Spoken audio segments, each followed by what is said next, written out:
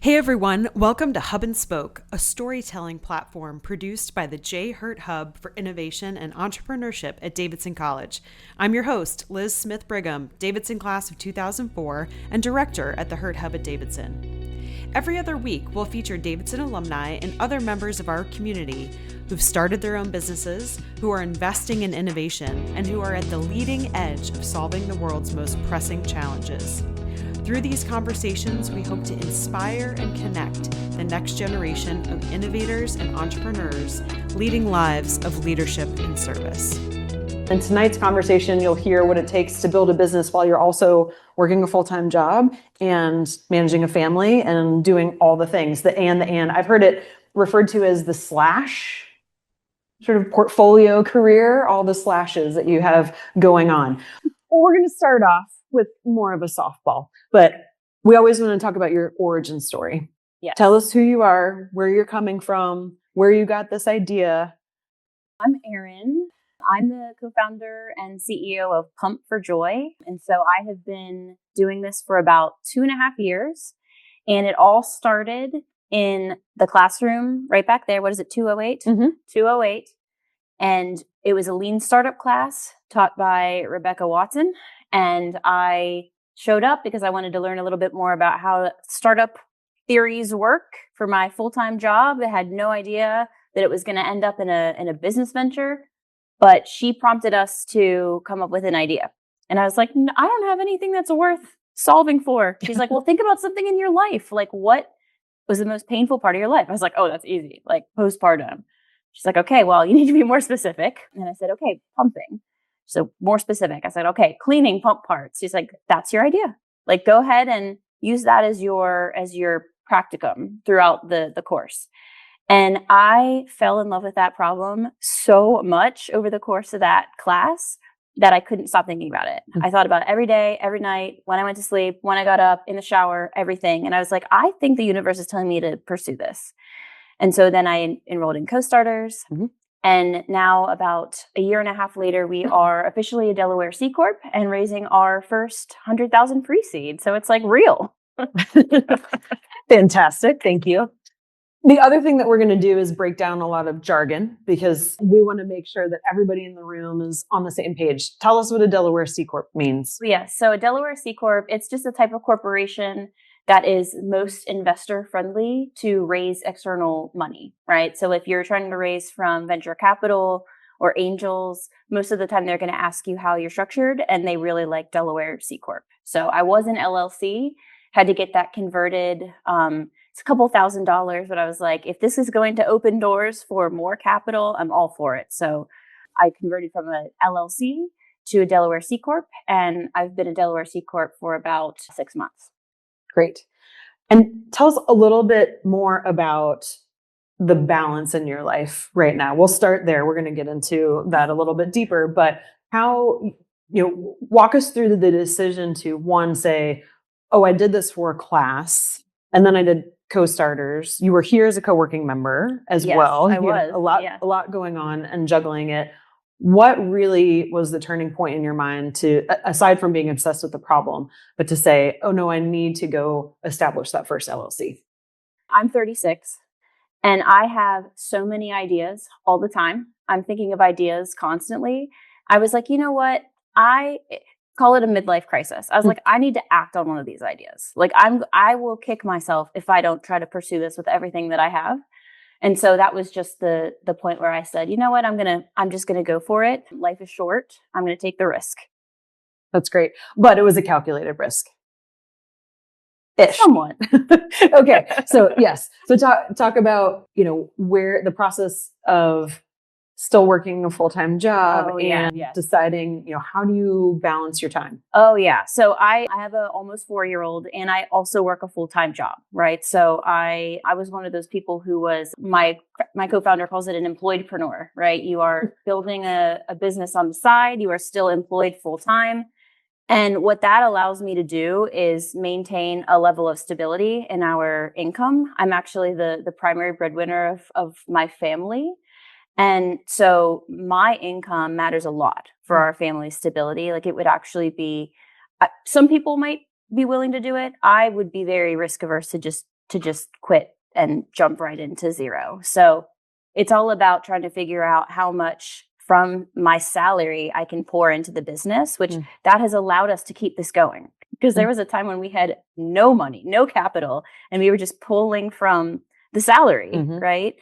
But then also build up a savings where I can say, all right, well, with this runway, I think I could go full time in X number of months. And I know that you've done a lot of pitch competitions. You sought out alternative types of funding. You're starting a We Funder. You have the Delaware C Corp. You're going to go start talking about VCs. Like, explain for us a little bit about the financial mix and model of your salary plus all these other sources. Where do you choose to spend your time? Yeah, I mean, right now, this is no surprise for any founder, but like capital is so important because without it, you have no runway. And it's also important to understand how you are raising capital so that you don't basically dilute yourself out of ownership of your own business, right? And that's can be kind of risky for early stage companies if they come in and, they can be kind of wowed by venture capital money and they end up giving away too much of their company. So we're trying to be very regimented about, okay, we're going to bootstrap up to this amount. And then we're going to try to raise from grants, or it's called non-dilutive funding. Like they don't take a percentage of your company. And then now that we're at a point where we have to raise the big bucks for manufacturing and FDA and all that fun stuff, that is where we need these larger checks. And so if we want to increase our runway, if I really want to seriously consider going full time, we need a check from a VC. But we understand that that's going to mean that we're giving away some of our company. And that's just a trade-off that we're willing to do at this point. I think that's a really important point because many of y'all in the room have heard me talk about this before, but the celebritization of Silicon Valley, that, I'm just going to talk about how much money I've raised. No one is talking about you're really making yourself an employee of those investors, which that needs to be a strategic decision. Actually, let's get into a bit more about your product because I think that will be helpful to talk more about this need for an infusion of capital to go manufacture your product.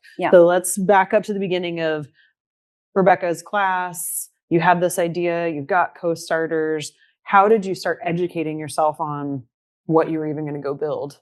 I probably should have prefaced this, but Pump for Joy is single-use biodegradable breast milk collection kits, right? So it is solving the pain of cleaning pump parts. If you are a working mom or you're on the go or you're traveling or whatever, cleaning pump parts can be inconvenient at best and like unhygienic and unsanitary at worst when you're in a public place. So I wanted to solve for that. And so as part of the prompt where we identified like the pain point, there's all kinds of ways you can go about solving that. I thought about a portable dishwasher. I thought about like little liners that you can put in. I thought about everything that you could do. And I ultimately landed on the disposable parts, just based on crunching some numbers, determining that the materials that we could use were going to be feasible from like a price standpoint. Let's get into a little bit more detail around the actual device. Because I know you talked about you had to educate yourself on FDA regulations and pumps and what insurance companies will pay for and all the things. I think let's get into a level deeper so that everybody has a sense for. You didn't really know any of this before you were going into it. No. During the Lean Startup program, I was like, this isn't a medical device. It's a consumer product. Obviously, like people can buy it online and could sell it on Amazon. Surely it's not a medical device. Surely I was totally wrong. It is a medical device. And so that's one of the things that I learned, even though it does seem like a disposable, consumable product.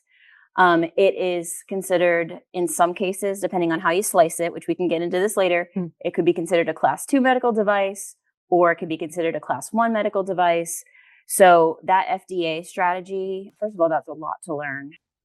That's tough. Make sure that if you come up with a product, it's a medical device before you start down that path. But that is now like the determining factor of how we're going to market. So long story short, we started with this vision where all of the pieces of the pump, which I don't know if anybody's seen a breast pump, I should have brought one, but the flange, it's like a cone and then it connects to a tube that connects to the vacuum and then it goes on the breast, right? And originally my vision was that all of that would be a totally plastic-free material. I wanted no single-use plastics. I wanted it to work. I wanted it to be cheap. I wanted it to be effective. And I wanted it to sell like hotcakes. And the FDA just was not they have a much lower risk tolerance for novel materials, right? And so that would put us in a higher risk profile because of the novel materials, right? Mm-hmm. That's another thing about the FDA. They're all about the predicates. Mm-hmm. And so we pivoted our product to something that we think would get through the FDA a little bit easier through a class 1 product as an outer container. And then we're developing an interior liner of the breast pump that's made of this molded fiber wax material that's like an insert, so that we don't have to call the entire pump a single use anymore. So it's like a razor and blade model. That's an analogy I've heard. Yes. Yeah. Okay, well, we'll get into pricing in a second because that has pricing implications too. So basically you're saying the same material in this plate is going to be a major part of your product as well. Yes, that's the beauty of it too, is I am all about convenience without sacrificing like the earth, right? I wouldn't want to put more single-use plastics out into the world just for convenience. So that's been like a major point of the last couple of years, is figuring out materials to use that are going to be both biocompatible, which we can also get into, biodegradable, and effective for use within the pump and not cost a whole lot of money. Mm-hmm. Let's talk about all of these different costs. So as you're educating yourself on all class 1, class 2, FDA, these types of manufacturers, one, how did you find your initial manufacturer to do a prototype? Mm-hmm. What were those kind of conversations like? Yeah. How did you interview them? Let's start there. This was about a year ago at this point, where I had applied for the NC IDEA grant. It's a grant that the state gives you we were in the micro, so very, very early stage startups. And they give you money to go and just de-risk your company, like do anything that you need. They're pretty flexible if you're moving your company from idea to execution. So I took that money and I was trying to backdoor my way into a manufacturing partnership. So I said, I'm going to use some of this money to go take a 3-day class at this plastics manufacturing facility. And I show up, of course, everybody else is like a seasoned injection molding specialist in their 40s and 50s. And I'm just strolling in like, I don't know what injection molding is. And it was the most wonderful experience because I developed such a strong relationship with the instructor of that course. And then they ultimately offered to run our prototypes on their machines. So it's like all about relationships and just kind of finding new ways of meeting people. From that first prototype, what was the partnership like? Were you saying, oh, here's all my vision, here are my specs, my requirements, and then go build this thing? Were you physically on the factory floor with them? What did that process look like? So we haven't run the prototypes in an injection molding machine yet. That's a big thing, but they're all lined up on deck ready to do that whenever we have the molds, which cost, we're talking $30,000 to $50,000, hence why we're raising our first round. But all of our prototypes have been 3D printed. So I started out with having them sent off. It's a CAD file or 3D printed file. I'm still learning this, so if my terminology is not quite right, forgive me. But we would have the CAD file created. I would send it off to Exometry, which is like you could just upload something and then you'll get your 3D print like 3 weeks later. I'm like, this is not going to work. So I bought my own resin printer and we've been doing our 3D printed prototypes on the resin printer. Okay. Now talk about actual product testing, because we're talking about liquid gold. Some of us in the room know a lot about liquid gold. That's breast milk. That's breast milk, by the way. It's a really big thing. Obviously, there's so much involved emotionally, physically, obviously, the milk, the mother, all these things. How do you even go about testing this? Yeah. Well, if we go back to the regulatory stuff, I like to say that I have found myself smack dab in the middle of a regulatory trifecta, because not only is it a medical device for the user, the mom, it is also a food contact material for the infant.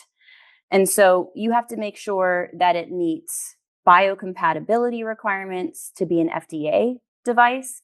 And you have to make sure that the material we're using that touches milk is okay for food contact. And on top of that, the FDA actually has guidelines that are even more strict for infant food contact, because they're little immune systems and milk is their primary source, right? And so we have a slew of safety testing that we have to do before I would feel comfortable letting anybody use this aside from signing an informed consent to try a prototype. And you've been successful in finding people Yeah. to do that? Okay. Yeah. It's tough because if they don't like your design, then it becomes a really fast no, but that's also a really fast learning. But don't expect like a whole, diary study if with one person. We did have people volunteer to use our prototypes. We did have to have them sign an informed consent because I was very paranoid. I did not want anyone feeding that milk to their kids. And so that was the prerequisite for them testing this before it's FDA approved. How did you recruit them? A variety of sources. I actually happen to have a lot of friends who have babies, so that's very convenient. I also found people on, I kid you not, user interviews and Respondent. I would highly recommend that for customer discovery if you're trying to like find interviews with people. I just put out a listing on user interviews and said, hey, I'm recruiting for, 10 women who are actively lactating using a pump, willing to sign an informed consent. And I filled the whole recruit. And so, you pay for it, but you get people quick. But userinterviews.com. Yes, userinterviews.com. And they're all local people or they? No, I shipped them all across the country. Oh, wow. Yeah. Okay. So then you have to have faith that they are following what you need and. Correct. And that's why you can't be spending $200 for a 3D print through Exometry. Yeah. Yeah. What surprised you about the whole process of learning about all these different regulations, or similarly, what were some of the biggest challenges that you encountered and how did you pivot? I think for me, I didn't realize that, hopefully this doesn't come off wrong, but when it comes to FDA regulatory strategy, there are strategic ways that you can navigate through it, right? It's not a straight line. I have one regulatory consultant who told me, oh, it's definitely this class. And then I had another one that was like, oh, it's definitely this. And it was completely different. And there's nuance to it. And so that's what we're trying to navigate right now is you can get kind of creative. Like if we had gone down the path of it being just this novel bioplastic material, we'd probably be looking at a 3-year de novo pathway, which is like a nightmare for a startup. But by getting a little creative with the design and the materials, we think we can find our way through like a class 1 pathway. So that's the biggest learning for me is it's not black and white. What does de novo mean for the audience? De novo means that it is like brand new. The FDA has never seen anything like it. And so they make you go through like the battery of testing to make sure that it's safe. And it's a lot of money and a lot of time. I imagine these consultants are a lot of money and a decent amount of time as well. Yes, but we actually just hired, we finally, because we were working with a regulatory consultant that was charging like $200+ an hour. And, you're very tentative to go to them with every question. You're like, I need to make sure that I have a question for you before I get your time. And we've recently decided to hire a contractor part-time who is our regulatory consultant. So she works more hours. We probably pay the same amount monthly, but she works more hours for like a lower hourly. Yeah.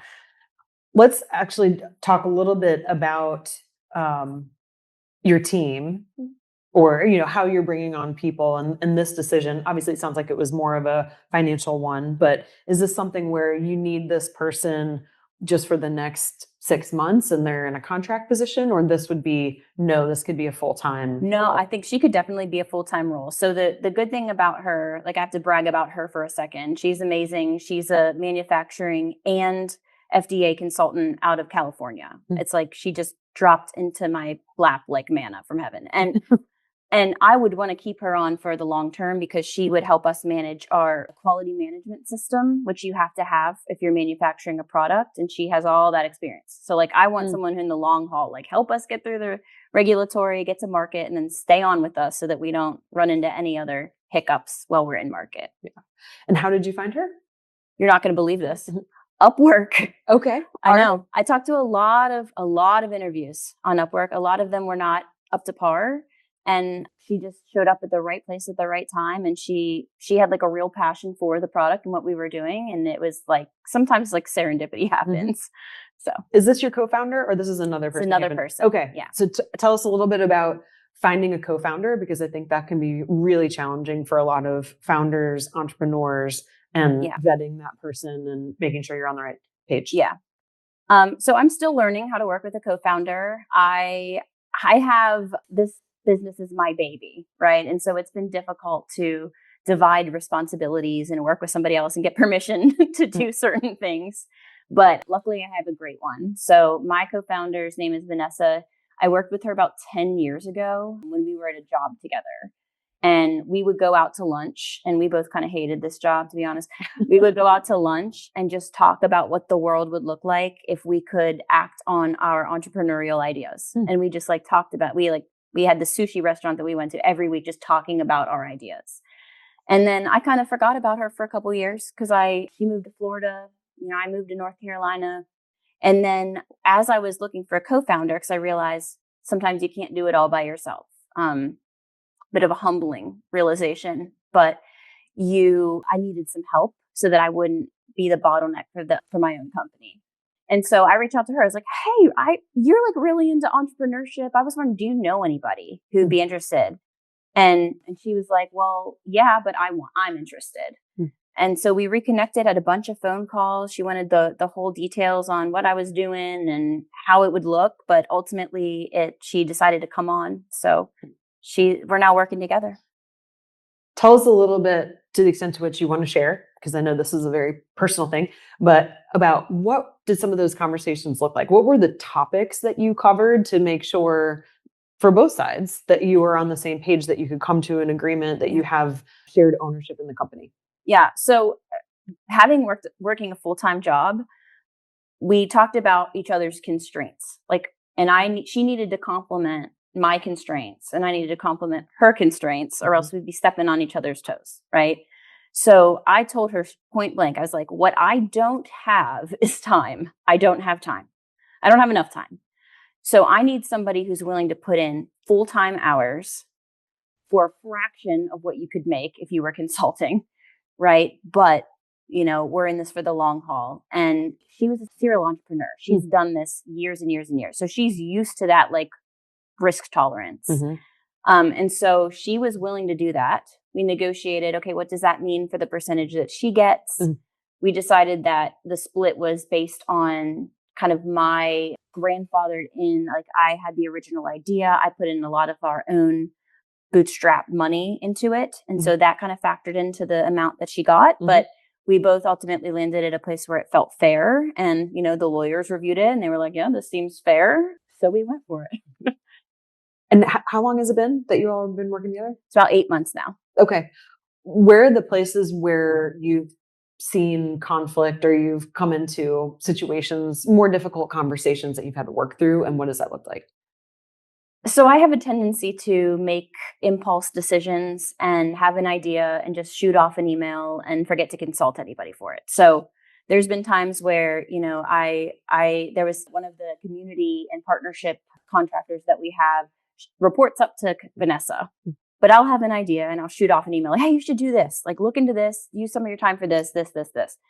And, we have to have the conversation Erin, you're not the only one leading this now. Let's have that run through me and make sure we agree what our resources are spending their time on. So it's just little things like that are a bit of a reality check for having a co-founder versus being solo. Yeah, but I think that's so important. And one thing that I don't think we focus enough on in entrepreneurship, because going back to my point about celebritization of Silicon Valley, the founder. That's what we hear. That's what we see all the time. Yeah. But building a team, your team is everything. If you have no team, whether it's contractors or partners or investors, all of those individuals comprise the team. Yeah. So I'd be really curious, as you're thinking about taking on investors, how are you going to screen for them too, to make sure it's a fit with the team that you've already got? Yeah. Oh, absolutely. We want investors who are part of the team. I actually prefer investors who are we want a board seat, because that tells me that they're genuinely interested in making decisions for the company and they have a fiduciary responsibility for the company. And so, yeah, there's been plenty of investors that kind of give me the ick. We can talk about that if we want, but and pretty quick that they're not going to be a good fit. Particularly for us, we have a very large impact mission for the company, which is to increase breastfeeding duration and try to help working moms. Not all investors are going to care about that. Like, of course, they care about the returns, but we need an investor who's going to care about that mission. And so we have to talk to a lot of different people to make sure we're in alignment with them before we take $1 of their money, or else we're getting ourselves into a bad situation. Yeah. I love that you talked about being mission led, and that's so important as a screen. Let's flip it and talk about some of the dollars and cents too. Walk everybody through, what is your business model? How are you charging? Yeah. If that's changed, how are you thinking about it? It's changed a lot. So our business model, it actually started out, I don't think you know this, but we're not going down the route of a subscription anymore. Oh, okay. So originally it was a subscription, think like Dollar Shave Club, where you get stuff shipped to you every month and you don't have to worry about it. It just shows up at your door. Really hearing from, and this is also part of customer discovery, like women, our target audience, they don't like that because sometimes they can forget about subscriptions and they don't want to have this constant thing where they might forget to cancel it. They want more autonomy in where their money goes. And from our perspective too, we have a very particular, like, we know exactly how much it's going to cost to produce one of these kits. And so it has to be priced just right to make sense, where we're not turning away people who see it as a huge luxury product because it's way too expensive, but we're also making decent margins. So we've had to switch to a packaging up into increments of 8. So right now we are not going to sell any fewer than 8 kits at a time. That helps keep our shipping costs a little bit more controlled. And it keeps, prevents us from having to ship out and pay for like third-party logistics for like a pack of 2, right? So we've made some adjustments there so that we can make the numbers work. So, okay, I'm doing a little bit of math in my head and going back a decade from when I was pumping. 8 doesn't seem like a lot. No, that's the bare minimum. That's like the minimum one. But the thing to note about this is like our value proposition is not, hey, use this every time you pump. Right? Okay, this is important. Okay. Yes, it would get very expensive. Our value proposition is never clean a pump when you're away from home, right? So that changes when the use case is. It's not every time. Sorry, but we're not designing for replacing your middle of the night pump so that you don't have to clean, right? We're designing for when you are away from home. That's the time that you can use this product. So that cuts down on the number of applicable times, especially with people with hybrid work schedules now. Not everybody's in the office 5 days a week. So we started with 8. We also have packs of 16 and 32. And 32 would be the people who are like pumping regularly outside of work. Yeah, because just for those who don't know, I mean, you're basically pumping at least 3 times a day in the office.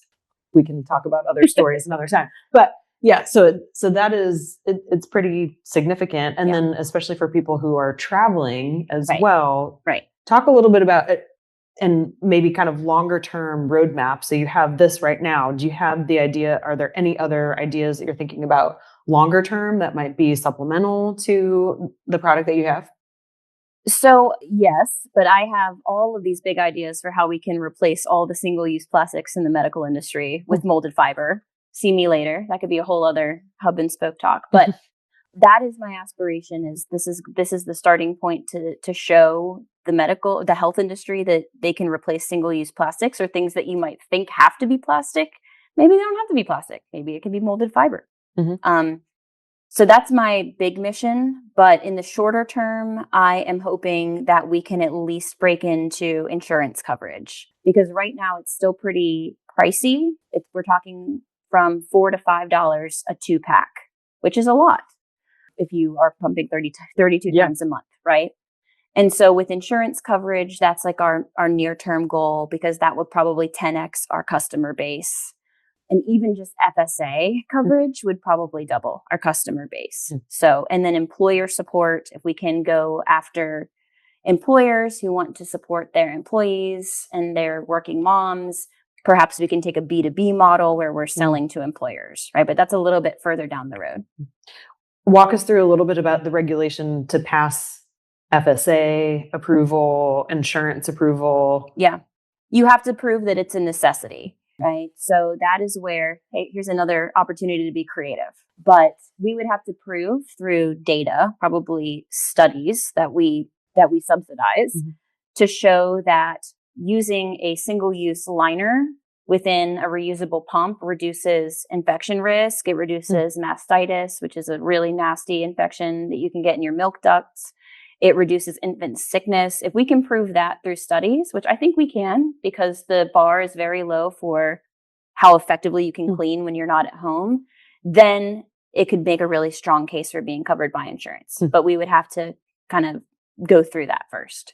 And do you have to have an approved patent for all of these things too? What's that process? I mean, you don't have to, but I would highly recommend it. Yeah. Yes. So that's another thing too, is with our investors, they want to see a really strong IP portfolio because that's part of what makes us valuable as a business. So yes, so we currently have a provisional patent for a previous design that we think might be able to apply to our new design. And then we're actually about to file 3 additional provisional patents for the inserts, which you've heard it here, folks, but pretend that it's a month from now. The outer reusable flange and the system, right? So that we would have a total of 4 patents, which our investors, they like to see that. And about how long does that process take? The provisional patent? Yeah. Or not long. Okay. I mean, shout out to my Launch CLT mentor who did the entire provisional patent pro bono. That's not normal. Wow. But we're very lucky. And so he's been very helpful. But then whenever you go to file the full utility patent, it's going to be a couple $1,000s and a longer process. Yeah. And I'm curious with respect to patent, intellectual property is IP protection. When you've been doing all of this interview tonight and pitch competitions, what's the line of what you can share before you cross that into a land that you can't get that information back? I mean, people are going to have all different answers for you. I went in the lean startup class, or maybe it was co-starters. There was a day that a IP lawyer came in and I started telling him the idea. And he's like, shh, stop.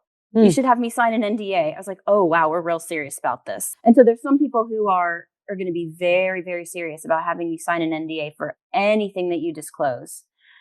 And then there's people like me who are like so excited about the idea that I would rather just get it out there and get people, energized about it. So I'm a little bit lax on the IP side. I'm getting better. I probably shared more than I needed to tonight, but there's varying degrees. Like I'm one of those people that I think that you might be doing a disservice to your idea and your company if you keep it too close to the vest, right? Because a lot of my support has come from people who understand what I'm doing, understand what the product is, and understand the mission, which if I was being secretive, then I would be building by myself probably at this point.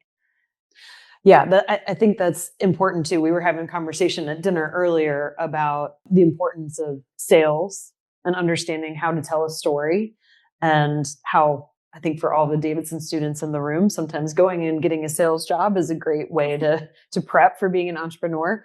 So can you ever turn the pitch off? And a lot of founders talk a lot about how there's no separation between my idea and my identity. So how do you deal with that? I don't. I have become to be known as the breast pump girl. That's okay. I'll take that. But yeah, I get so excited just talking about it that as soon as you get me on the topic, I will talk your ear off. Right. And so, but it's not disingenuous. Like I'm genuinely so excited. And I think that's why I enjoy pitching, because it's like, oh, they gave me a stage and a microphone and I can talk about what I want to talk about. It's great. But yeah, it's definitely an identity thing. Yeah. How have you found the broader community here in Greater Charlotte? Because obviously you've taken advantage of so many resources, not just here at the Hurt Hub, but with Launch CLT, with Gwen, with the manufacturing class that you went to, or injection molding class you went to. Just talk a little bit about your experience in the ecosystem and how it's helped, and maybe where there are some opportunities for us to get better. Yeah, I mean, it's been very helpful. I'd say that it's great community support for getting started and staying started, if you will. There's a lot of times that you want to quit, but then, and I would tell somebody, or I'd text my mentor, or I'd put it in a Slack chat with Gwen, and they would just be like, give me a pep talk, and that would just keep me going. But I do think that Charlotte, frankly, is lacking some resources around how early stage companies can raise capital, because a lot of people get super discouraged about even just me having to fill out a Form C for WeFunder, which is what you have to fill out to do a regulation crowdfunding campaign. I cried over that thing because I was so confused. And that's not even the worst of it. Like, it can be so intimidating. And I think there could be more guidance around early stage people who have never exited or created a business before, like navigating that stuff. That's great. Thank you. You've given us some good ideas. Well, we can't exit any conversation today without talking about AI. Oh, yeah. So we're going to talk about how are you using AI in your business today? Where has it been helpful? And where are you like, not quite sure it's there yet? Yeah. I'll start with the not quite sure that's there yet. I asked it to iterate on our designs, and it was a complete disaster. Don't trust AI to design your products. But I will say that it is super helpful whenever I talk about how do I model my financials. So another things that I had to learn by brute force was how to put together a pro forma document, which is like a 50-month projection, month over month over month, of your profit and loss. I was like, whew, I'm going to need Chatty for this one. So what's really helpful about that is what would typically take a lot of time to revise or like put together an Excel sheet where you can like change values and it automatically changes all the calculations. You know what I'm talking about? Formulas. Yeah. Formulas. ChatGPT does that. So like if I don't like what I see as the outcome, you can prompt it for, well, what's the most sensitive cost here? Like if I were to change this by 10%, how does that impact my bottom line? And it'll be like, oh, it's this. You need to get your material costs down by 50%. Oh, okay, thanks. Now I know where to focus. Whereas it's a whole lot of digging and a lot of math if you don't have that.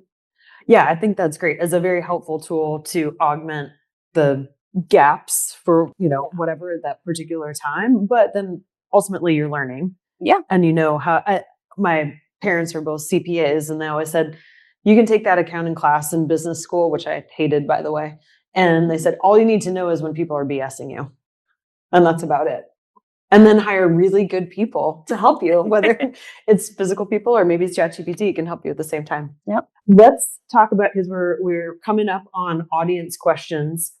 What are some of the big milestones for you in the next 12 to 15 months? We alluded to them a little bit in terms of product roadmap, but other things of team, fundraising, getting mentors, other things. Yeah. I mean, I would love a world where we are in market in 15 months. That's another thing that ChatGPT was like, you're crazy. I was like, figure out how to do it. And so that's our real big milestone for hopefully in a year from now, I can say we're so close to getting this in market.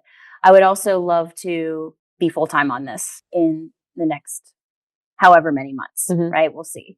So those are milestones for me. I would also love to see myself and my co-founder on more international stages talking about breastfeeding and maternal health and product innovation, because there's not really much in this space right now. And just getting the word out, right? I want it to be more of a household name. Yeah. Okay. Little lightning round. You just mentioned there's not enough support for maternal health and femtech and women's health and all of those pieces out there. Are there founders that you look up to in this space that you're trying to emulate or that you would love to be in a mastermind with or something like that? Yes. Molly Morse of Mango Materials. Guys, check it out. She is making bioplastic out of waste product. It is the future. I love it. And whenever we were thinking about using PHA, which is a type of plastic, which we've since moved away from, sadly, like I was hoping to use her resins. It's the company's resins, but look up Mango Materials. It's really awesome. Women founded. She's an engineer. She's really awesome. Okay. What is a tool you cannot live without during build mode as you're building the company? Oh, dang. I do remember this question and I forgot what I thought of. Can I say my Elegoo printer? Sure. There you go. My 3D printer. That'll work. What's a prototype you were oddly proud of that you ended up not moving forward with? Yeah. Very first prototype. So I had never done a 3D print before. My designer, I hired somebody off of Upwork for like $15 an hour. To be honest, the design was probably a disaster, but just having that in my hand, I was like, oh my gosh, this was my idea. And like, here it is in my hand. It failed in every way, but just being able to hold it in my hand was really cool. That's awesome. Then you just need the initial wins. You do. I think that's we talk about wins, learns, and moments of excellence on our team. And I think that even if it's small, those really help propel you onto the next thing. Okay, last lightning round question.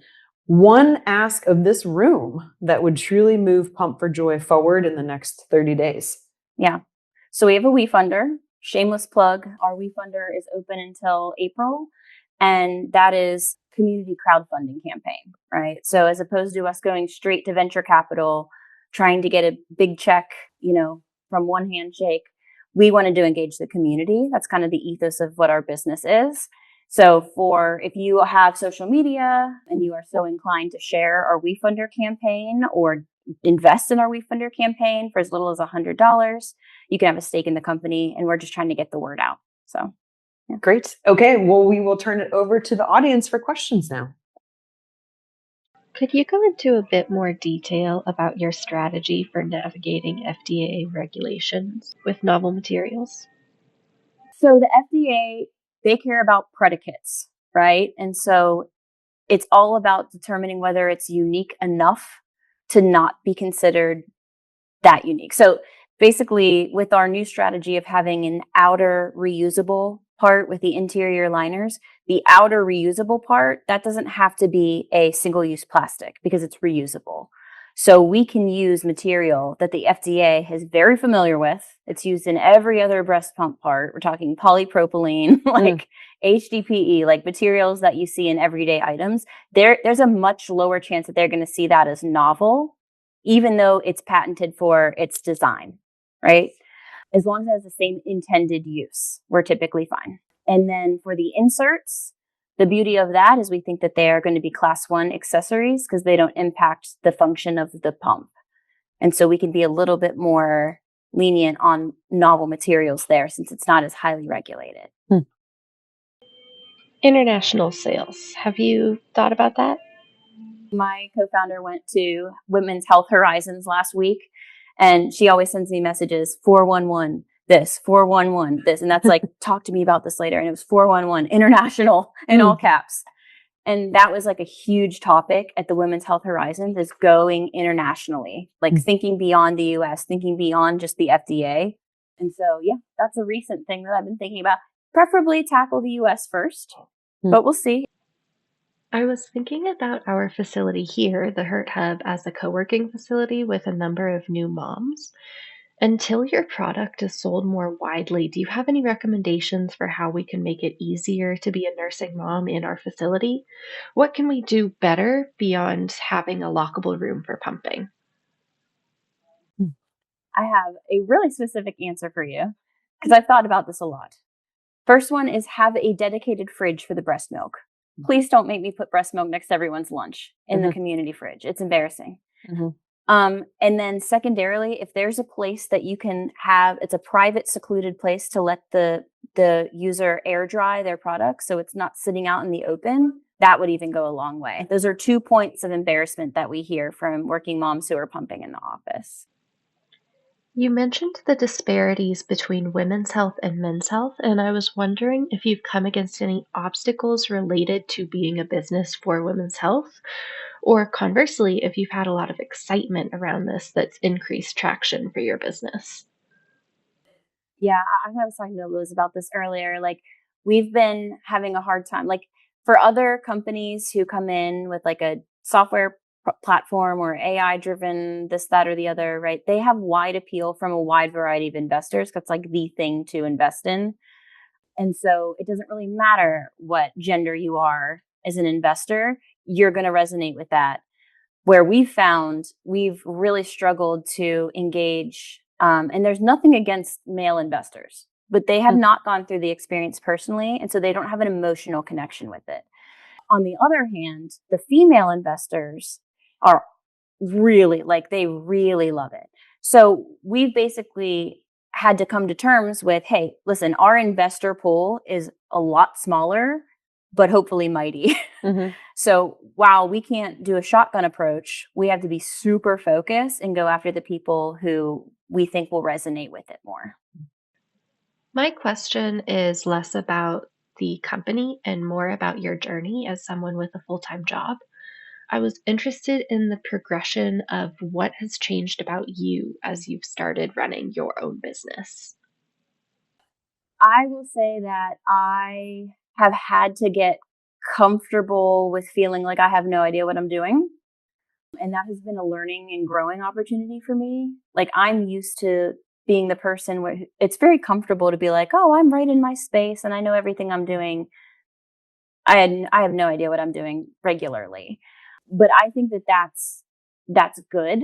I see a lot of growth in myself just in the last 2 years of getting comfortable with being wildly uncomfortable, and I think that that's going to stretch me into success far more than if I just stayed in my comfort zone. How do you communicate with your family and friends and even your coworkers about your entrepreneurship, and how do you balance yourself between those roles? Yeah. I'd say 50% of the people who know that I'm doing this think I'm full time already just because how much I talk about it and post Mhm. on LinkedIn. But then my employer, I got this job after I had already decided I wanted to pursue this company. And so I straight up told them, I was like, listen, like, sure, you can offer me this job, but you have to know something. Is that my heart's in another place and I'm going to be thinking a lot about this and talking a lot about this outside of work? Like, is that okay? And luckily my employer they celebrate that because they see that as a mark of a strong, like driven employee, I guess. Yeah. And so that was beneficial to me, but it was important for me to be upfront with them because I don't want them finding out through the grapevine. So there are two questions here. The first question is around your go to market strategy. I don't know much about your market, but I would assume that they are very sensitive. So, how are you planning on reaching them and reassuring them about the safety of your product? And then the second question is, how are you balancing the expectations that come with everything, when you have investors and stakeholders with such a mission driven business? So to answer your first question around go-to-market strategy, like we want to have a starter kit, and that is where we would be marketing the heck out of that through influencers, through grassroots doula communities, potentially even physicians, getting the word out. And we're hoping for a reasonable customer acquisition cost just because it's such an acute pain point. And then that starter kit would kind of fuel the ongoing repeat sales without much additional marketing outside of communications, right? Um, and then in regards to expectations, right? I struggle with that. I was extremely afraid to take my first dollar of the VC money because I was like, wow, this is about more than just me now. Like people are like going to be asking about how it's going and all of that, but I've actually found that if you find the right investors, you have to worry about that less because first of all, they understand. They've done med devices before. They know it can take years. It's not like they're like, why isn't it in market yet? It's like, we're not even FDA approved. And then he also wanted a seat on the board, right? And these are people that had come to multiple events where I was pitching. I had met them multiple times. Like there was this trust there. So where I could be really nervous about disappointing them or feeling like I have to live up to expectations, it actually feels like they're a part of our team. And I think that's a good thing for an investor. You mentioned Dollar Shave Club. I know they use that subscription model, but they also advertise the heck out of their product, not just on television, but magazines. So I was wondering, what are your ideas around advertising? Probably social media primarily. There's a lot of mom groups. This is a community that is actually really, really engaged on social media. And it's relatively simple to tap into that group and earn trust if you are a mom, which I am a mom. So it's not like I'm just some random person coming in like advertising to them. And then I actually spent the first 5 years of my career placing digital ads on Facebook and Google and all of that stuff. So I'm hoping to be able to use some of that too for like search ads and the new AI. Like there's this whole new thing, which I'm super excited about this too, but where you can optimize your website to be most mentioned by the AI bot Mhm. in Google. So that's another strategy that I think that we're going to have to explore so that when people search, like, how do I clean my breast pump parts? Like, Pump for Joy. Thank you all so much. I appreciate y'all coming out. Yes. Well, thank you. This has been a joy. Intentional use that we're there. Oh, see what I did there? I see what I did. Okay. Thank you so much, Erin. It has really been my pleasure getting to know Erin over the past, I think, 2-3 years. You're the first people I met when I moved to Davidson. Yes. I remember our lunch at the brick house across the street. Yes. And I think that is where we talked about building lean startup and all the things. So Yep. I love many folks in this room know that I'm a huge music fan as well. And I always think like musicians and entrepreneurs are kind of one and the same. And when I can find that band that like no one has heard of yet, or when I can find that entrepreneur at the very beginning of their journey and track that all the way through, that is my jam. That's the goal. So it's really awesome. Thank you so much for taking the time. Thank you to the audience for these wonderful questions. And for those of you listening on your podcast or wherever you listen, thank you for joining us. And we'll see you next time on Hub and Spoke.